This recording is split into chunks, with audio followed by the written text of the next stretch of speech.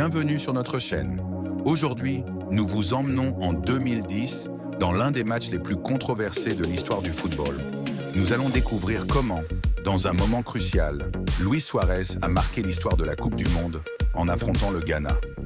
C'était le 2 juillet 2010 au Soccer City de Johannesburg.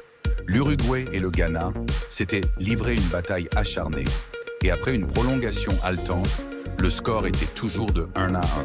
Chaque action sur le terrain avait son importance et la tension était à son comble. Dans les dernières minutes de la prolongation, alors que le Ghana se rapprochait dangereusement du but, l'inévitable se produisit. Luis Suárez, conscient de l'enjeu, se retrouva face à une situation critique.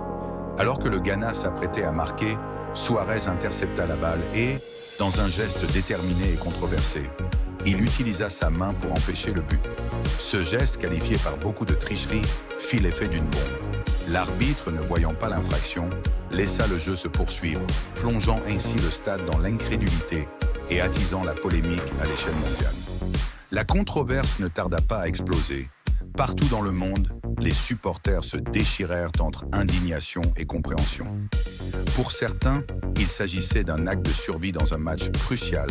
Pour d'autres, d'une infraction flagrante aux règles du jeu.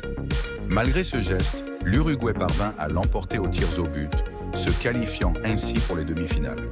Aujourd'hui, cet épisode reste l'un des moments les plus débattus de la Coupe du Monde 2010. Luis Suárez, avec ce geste, a inscrit son nom dans la légende du football. Un acte à la fois héroïque et controversé qui continue de faire parler de lui. Ce moment rappelle combien, dans le feu de l'action, une seule décision peut changer le destin d'un match et influencer l'histoire du sport. Merci d'avoir regardé cette vidéo. Et vous, que pensez-vous de cet acte décisif?